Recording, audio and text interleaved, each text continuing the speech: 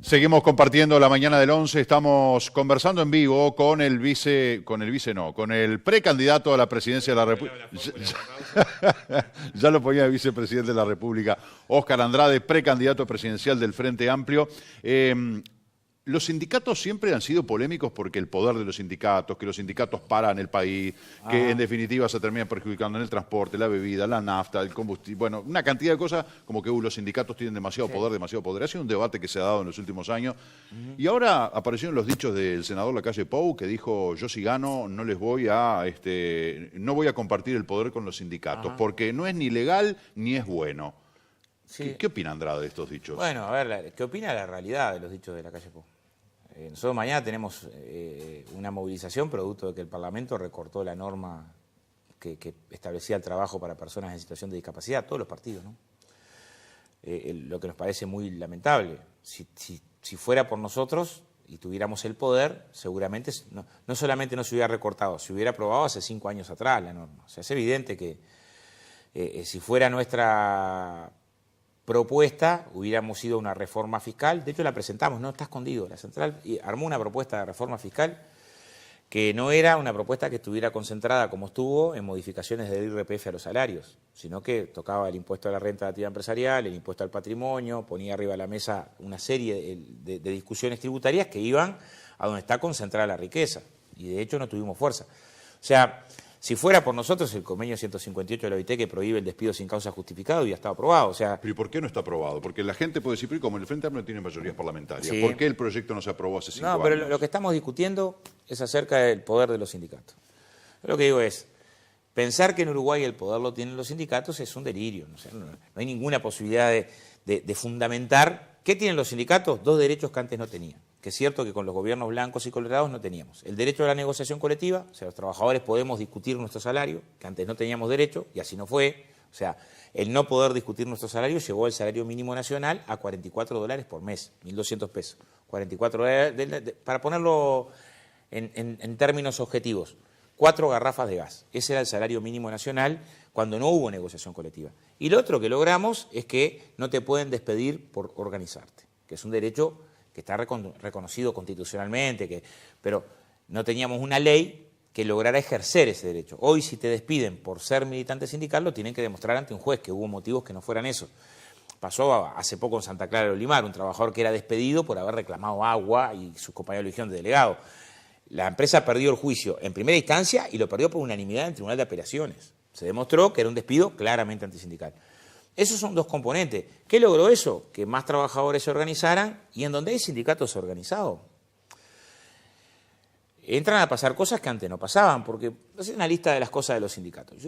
Vamos a poner las cosas de los sindicatos. Yo te puedo decir que hay 30.000 hogares de trabajadores de la construcción que reciben ayuda al inicio de las clases gracias a que existe negociación colectiva, que hay 12.000 arreglos odontológicos por año, que hoy, a partir del nuevo convenio, un 60% se cubren para el trabajador y su familia gracias a la lucha sindical, que hay más de 1.000 hijos de trabajadores de la construcción que están becados haciendo estudios terciarios gracias a la lucha sindical, que hay más de 16.000 préstamos entregados en vivienda para materiales, que la mitad del préstamo es no reintegrable, gracias a que creamos en la negociación colectiva un fondo. Cientos de familias dejaron de estar hacinadas, y eso gracias a la lucha sindical.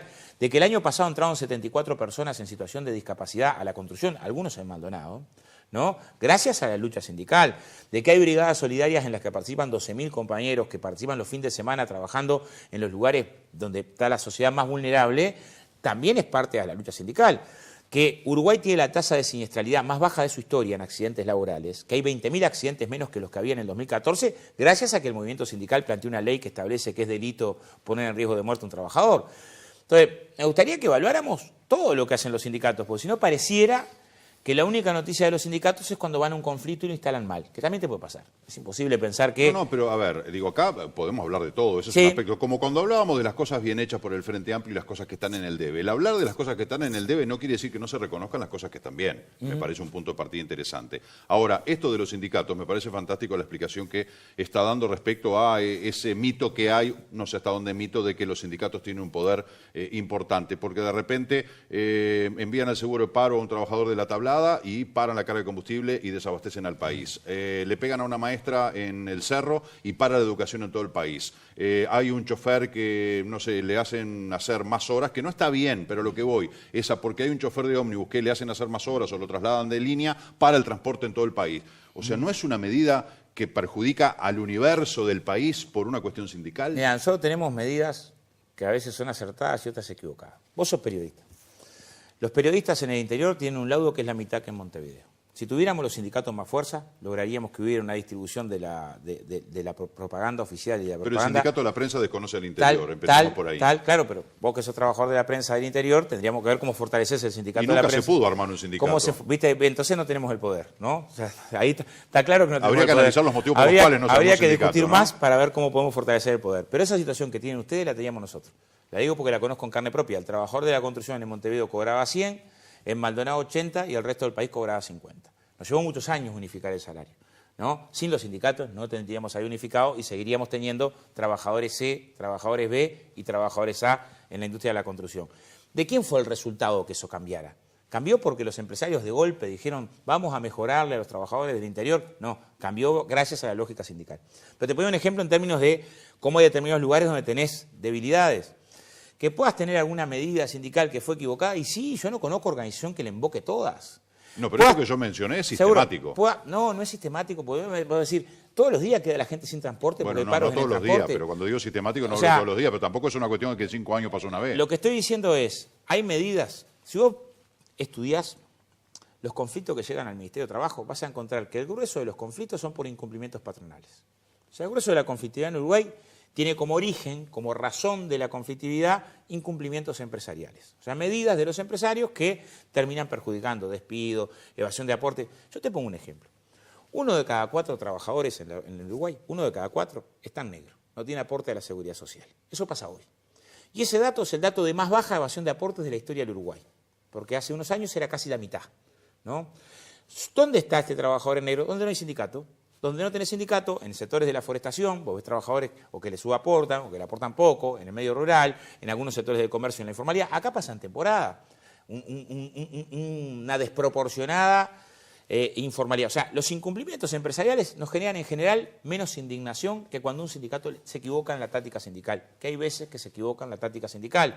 Ahora, sin sindicato, las condiciones de trabajo son enormemente precarias. Si vos mirás los salarios más bajos. No estoy hablando de que no a los sindicatos, que quede claro por las dudas. Yo lo que estoy diciendo es que conocimos acá las condiciones más hostiles posibles a los sindicatos. Mirá, en el año 2002, una compañera de una cadena de supermercados tomó la decisión de participar en un 1 de mayo. Tenía 17 años de trabajo en la empresa y la despidieron, ¿no? Por hablar el 1 de mayo. Cuando fuimos a reivindicar al ministro, el estudio jurídico que asesoraba a la empresa era del ministro de Trabajo. Yo no quiero volver a esa relación brutal, donde reclamar algo era igual estar condenado. El problema también es la trascendencia que le damos. Fíjate 2 cosas que pasaron este año en un supermercado. Hace poco hubo incidentes en un paro sindical en la puerta de un supermercado. Creo que pasó en todos lados. Mucha gente indignada, ¿no? Alguien que se enojó porque estaban tomando una medida. Unas semanas atrás pasó un hecho mucho más trágico. Murió un trabajador sin cinto de seguridad, trabajando a la altura, en un supermercado. El supermercado quedó abierto. Quedó abierto. Con el trabajador muerto ahí, quedó abierto. Y hubo menos indignación por esto que por esto otro. Hubo más repercusión en las redes y en los medios por esta situación que por esta otra situación. Vos decís, a ver, a un trabajador lo matan las condiciones de trabajo, porque murió porque no le dieron las condiciones para trabajar, mínimas, cinto, cabo de vida, ¿no? Y todavía quedás abierto vendiendo, ¿no? O sea, y eso tiene menos... Es muy perverso eso, ¿no? Pero eso tuvo menos repercusión, y fíjate lo que pasa con la justicia. Nosotros acompañamos juicio penal a la empresa, y todavía la justicia no decidió el procesamiento. Ya han pasado meses, ¿no? Hablando cuando de hubo una eso, situación Oscar, muy clara, dígame. Cuando estuviste como diputado fue cuando se votó la ley de responsabilidad penal empresarial, ¿no? Entré a votarla. Tengo una enorme alegría con eso. Haciendo la suplencia de Dorín Ibarra. Sí. Eso fue un jalón importante. ¿Qué pasó con esa ley, además? Esa ley, ¿qué era lo que iba a pasar con esa ley según... Si uno repasa la tapa de los diarios y repasa la opinión de los legisladores que estuvieron en contra, si repasa el debate parlamentario, criticaban 3 cosas de la ley. Decían, la ley va a ser inútil, no va a ayudar a descender la siniestralidad, ¿no? Va a ser inútil. En segundo lugar, decían, la ley es claramente inconstitucional.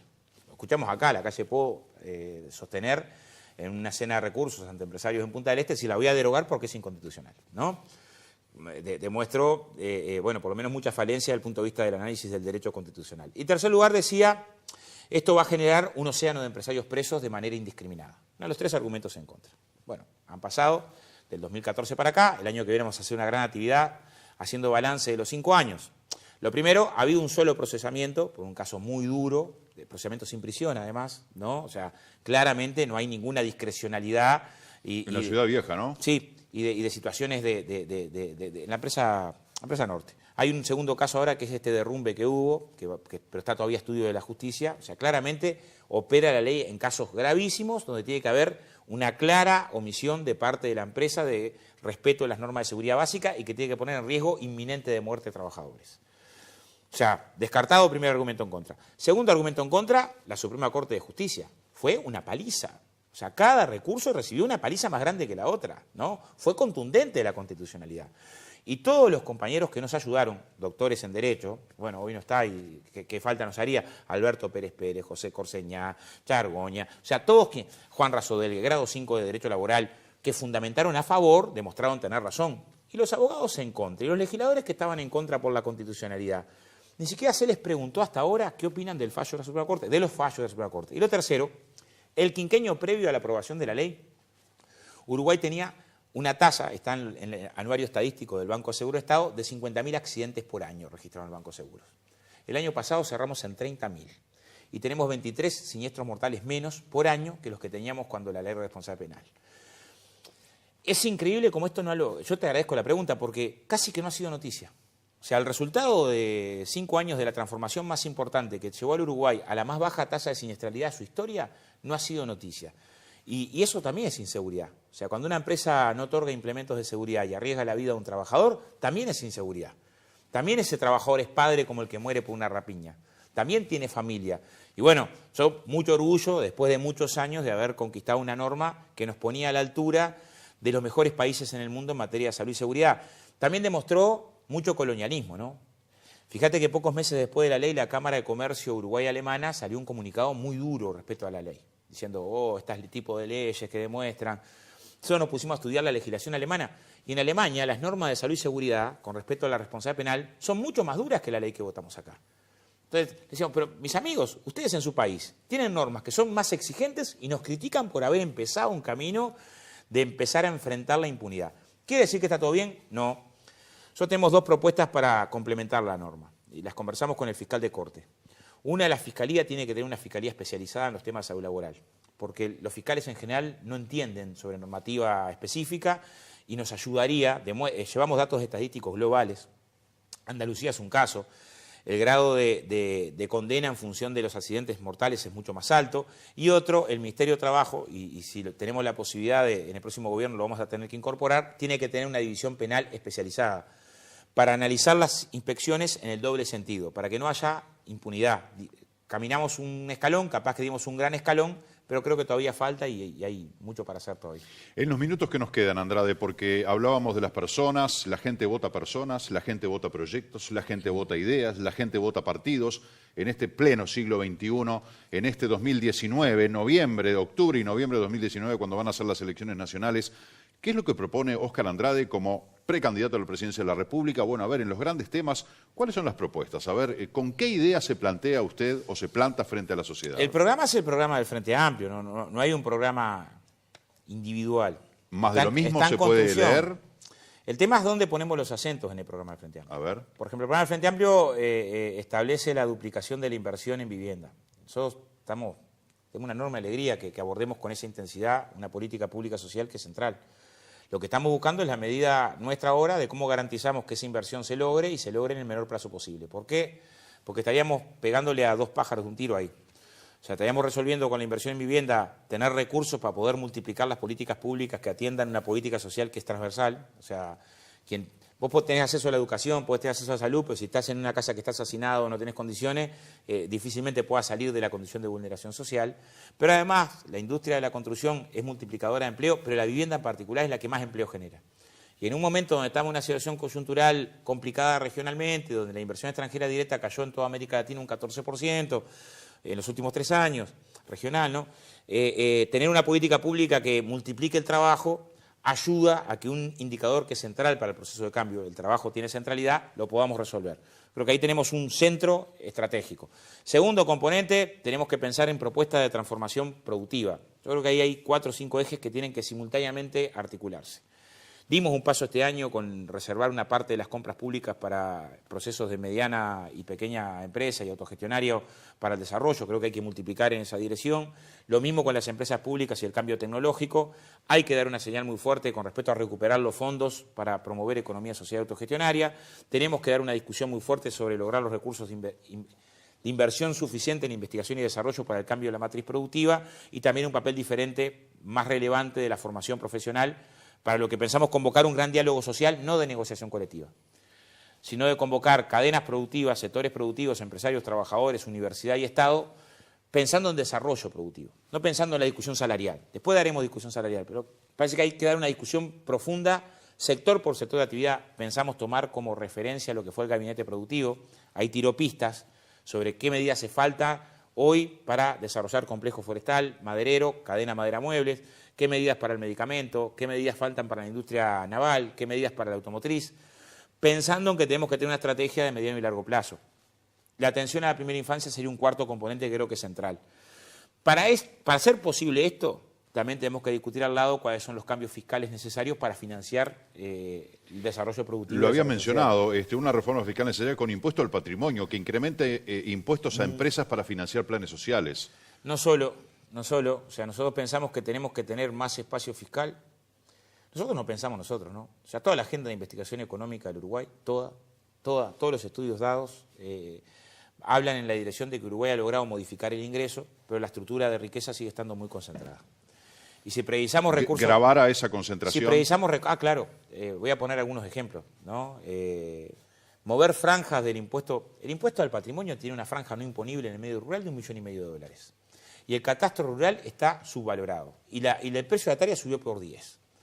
Se intentó reevaluar el catastro rural del 2007 y producto de las presiones de grandes sectores económicos no se reevaluó. Y no estamos hablando ahí de un nuevo impuesto, estamos hablando de que usted pague por la propiedad que tiene. Como un asalariado. Si cobra 50.000, no paga por la propiedad que no tiene. Lo que digo es, el catastro, al tener un reaforo de hace 10 años atrás, no tiene el valor actual, ¿no? Y estamos hablando de un monto no imponible. ¿Hablas de 2007? Estamos hablando de no, 2017 fue cuando se quiso revaluar y no se pudo revaluar. O sea, lo que digo es, hubo un intento de revaluar el año pasado, está en la tapa de los diarios, ¿no? Y una presión muy fuerte y se postergó la revaluación del catastro. A lo que digo es, hay un conjunto de medidas desde el punto de vista fiscal, esta es una, ¿no? Pero hay más. O sea, cómo se genera una condición de una franja que no sea plana para el impuesto a la renta empresarial de las personas físicas, ¿no? El IRPF categoría 1 tiene una franja plana. Ahí no me parece lógico, desde el punto de vista de la justicia tributaria, que un pequeño empresario, que un mediano empresario, pague el mismo porcentaje sobre su renta que un gran empresario. ¿Y los trabajadores? No, los trabajadores es gradual. Está bien, pero los trabajadores que, digo, no se puede rever una alegría para los trabajadores. Lo que digo es, si me dejasen los trabajadores, ¿cuál es el punto principal? Tenemos que subir los salarios más sumergidos. O sea, donde tenemos el principal problema no es en quien paga IRPF, es en quien no paga IRPF. Son los 600.000 asalariados que cobran menos de 20.000 pesos. ¿Cuál sería lo uno que tendríamos que atender desde el punto de vista de los trabajadores? Ahora, en términos fiscales, que era lo que me estabas preguntando, lo que te quiero decir es, hay un conjunto de medidas que tenemos que estudiar que van en esa dirección. Solo algunas las presentamos, Hubo un informe económico del Cuesta Duarte cuando planteamos el dilema presupuestal, que no es la discusión tributaria en sí mismo, realmente nos parece que tenemos que concentrar el tema de la vivienda y el trabajo, tenemos que concentrar la investigación y desarrollo, tenemos que concentrar el tema de la atención a la infancia que está en la pobreza, tenemos que concentrar el presupuesto educativo. Bueno, para hacerlo tenemos que ver de dónde sacamos para hacerlo, porque si no sería un discurso... Esa es la clave. Si no sería un discurso, vendemos espejito colores. Es muy lindo decir en campaña, no toco a nadie. Demagógico. No toco a nadie, ¿no? Ahora, con no toco a nadie me parece que no avanzamos. ¿Y hay plata? ¿Se puede sacar? Yo no tengo dudas. Mirá, el Banco Mundial... No me creas a mí ahí. El Banco Mundial en febrero del año pasado presentó un informe sobre la riqueza en América Latina. ¿Cuál es el país más rico de América Latina? Aparece Uruguay. Que si medís no el PBI por cápita, sino todas las dimensiones de la riqueza, esta financiera, industrial, empresarial, ¿no? Uruguay aparece, bueno, si tenemos condiciones, yo sé que a nadie le gusta la redistribución cuando te toca estar del lado del privilegio, pero no sé cómo pueden avanzar los derechos si no se retroceden algunos privilegios. Entonces, poner una discusión que haga posible, también pensando en que a ese empresario también le va a servir mañana, Porque ¿quién va a usar la tecnología para el desarrollo productivo que se va a invertir desde el punto de vista de la innovación? También es tu empresa la que mañana se va a ver favorecida de poder incorporar cambios tecnológicos que te hagan más competitivo y que desarrollen la competitividad.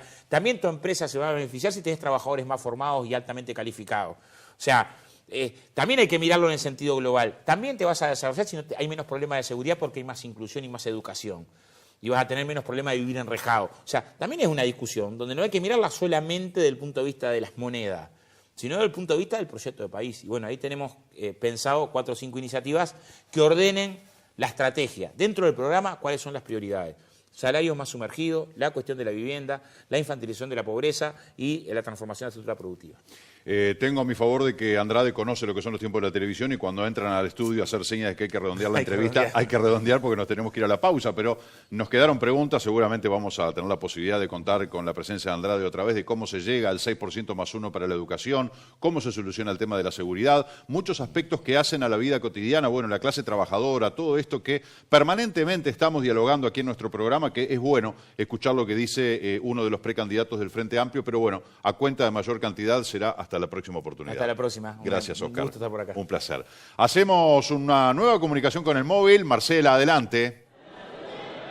Muchas gracias, Marce. Nos vinimos al Liceo Departamental porque están con una actividad de puertas abiertas desde las 9 de la mañana hasta las 5 de la tarde es la invitación, pero para eso vamos a hablar con la directora, con Magdalena, que gentilmente, bueno, salió de una actividad muy interesante que se está desarrollando a esta hora para invitarlo a todos los televidentes.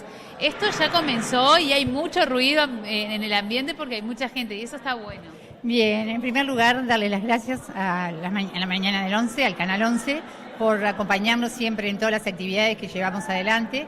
Y sí, justamente, Marcela, esto se trata de una jornada de liceo abierto que se viene realizando ya hace muchos años, que lo que hace es agrupar, se agrupan entre los docentes para trabajar de manera interdisciplinaria ciertos temas que este año, a propósito, fue el Año Internacional de la Mujer. Son temas que muchas veces vienen ya sugeridos desde el Consejo, pero desde el espacio de la Sala de Coordinación los docentes eligen junto a los alumnos llevarlo adelante. Entonces, Mujeres Destacadas fue hace un ratito nada más, pero ahora también hay una actividad. Mujeres Destacadas fue durante toda la mañana y donde participaron cuartos, quintos y sextos años y del turno matutino, y ahora fue eso de las 9 de la mañana a las 12 y de las 14 a las 17 horas son los grupos con los docentes de la tarde. Y lo que tiene como innovador esto, que ya hace años, recalco que se viene haciendo, es año a año apoyarnos más en lo que es las nuevas pedagogías, trabajando de manera interdisciplinaria y trabajando con lo que llamamos rúbricas de centro, que son criterios a seguir que son llevados por los propios alumnos junto a los docentes. Y es una instancia de evaluación que corresponde a lo que sería el segundo parcial, que antes en mi época lo hacíamos de manera clásica, con un escrito. Bueno, ellos ahora lo hacen a través de distintas actividades que pueden ser a través del arte, de la poesía, ahora tenemos un desfile, por ejemplo, de mujeres que representan a cada época, y también va a haber un debate muy bueno que está integrado por materias como historia, estudios económicos, matemática también, filosofía. ¿Eso qué hora va a ser? Eso va a ser a las 14 horas, que es el modelo de la ONU. Y destacar también que tan abierto es esta jornada que tuvimos hoy la gran riqueza de recibir al Colegio Pablo Neruda del Liceo de Atlántida, que también vino con sus experiencias que ustedes las van a poder ver. Creo que hoy de mañana estuvieron filmándolos. Para eso, para establecer vínculos y aprender todos con todos. Qué lindo, Magdalena. Nosotros tenemos que ir cerrando el trabajo del día de hoy, pero muchísimas gracias. La invitación está hecha a que todos los televidentes se acerquen al Liceo Departamental y puedan disfrutar de estas actividades. Muchas gracias. Gracias a ustedes, muy amables como siempre. Bueno, Marce, y hasta aquí el trabajo del móvil del día de hoy. Nosotros nos vamos a despedir. Les recuerdo entonces que hoy estuvimos en la ONG Maestra Juana Guerra, donde ya es hogar, donde todas las personas y pedían ciertas colaboraciones que puedan y quieran colaborar con esta institución, pueden acercarse hasta allí. Y ahora estamos puntualmente en el Liceo Departamental, donde las actividades van a ser hasta las 5 de la tarde y están todos invitados. El señor Julio Rabasa y yo nos despedimos hasta mañana. Beso grande, que pasen bien. Muy bien, Marcela, muchas gracias por el trabajo de ustedes. Le mandamos un beso, será hasta mañana. Seguimos recibiendo muchos mensajes de ustedes, los televidentes. Bueno, preguntas para Óscar Andrade, que obviamente no pudimos gestionar porque la dinámica de la entrevista nos impidió estar prestando atención a una tablet. No podemos estar atendiendo con seriedad dos cosas a la vez. Nos parece también una falta de respeto para el entrevistado, que él esté hablando y nosotros chequeando los mensajes, pero bueno, en la medida en lo que podemos, humanamente lo hacemos. Hay gente aquí que dice, bueno, yo gano 20.000 pesos y la canasta básica para vivir es de 40.000. Me parece que se quedó corto este televidente. Que hable de la vivienda sindical. Bueno, tocó el tema, yo iba a profundizar incluso en el proyecto de ley de la vivienda sindical, pero no nos dio el tiempo. Esos beneficios que nombra este señor Óscar Andrade son para algunos, para otros no. Bueno, escucharlo hablar es horrible, pensar que un hombre así puede llegar al gobierno, es un precandidato presidencial.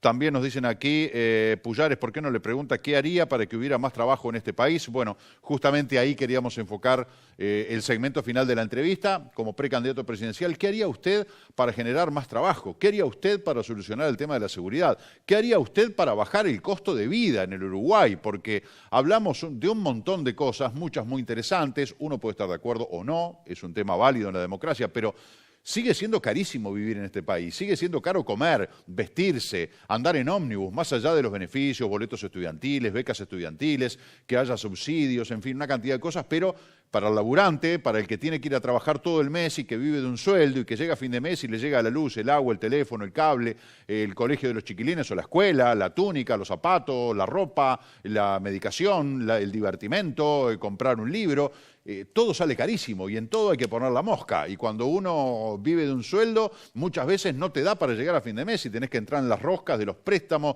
de las deudas, de las cuotas, de la tarjeta y de la mar en coche. Entonces vivimos en una vorágine de que estamos todo el tiempo viendo de dónde poder sacar el peso para poder comprar lo que nos falta, cosas básicas, ¿no? Porque nadie está hablando de que, bueno, quiero tener el 0 kilómetro y quiero hacerme un viaje y conocer toda Europa, o quiero comprarme una casa en Punta del Este de $800.000. No, estamos hablando de lo básico, de vivir, de comer, vestirse, de tener la salud cubierta, de poderse dar un gustito, de poder hacer un asado y invitar a 20 amigos o a 20 de la familia, de poder hacerse un viajecito corto, una cantidad de cosas que los uruguayos realmente, la gran mayoría, tienen enormes dificultades y que está bueno en estos momentos de campaña, de año preelectoral, de saber quienes están allí plantados diciendo yo quiero ser presidente de la República. Bueno, señor, señora, explíquenos cómo va a ser. ¿Vamos a seguir como estamos? ¿Va a estar mejor? ¿Va a estar peor? En lo que depende de Uruguay, porque hay cosas exógenas, externas, que son ajenas al Uruguay, que evidentemente no van a poder manejar ninguno de los nombres que se postulan como precandidatos en todos los partidos políticos. Pero hay cosas que sí, señor. Si usted quiere ser presidente de la República, ¿cómo va a ser con este tema? No nos alcanza el tiempo, tendríamos que tener 3 horas de entrevista por lo menos para poder abarcar todos los temas, pero de todas formas queremos agradecer todos los mensajes y las inquietudes que ustedes nos han hecho llegar. Ojalá pronto podamos tener de vuelta a Andrade aquí para seguir, retomar de alguna forma esta conversación que hoy iniciamos. Hacemos la pausa y ya volvemos.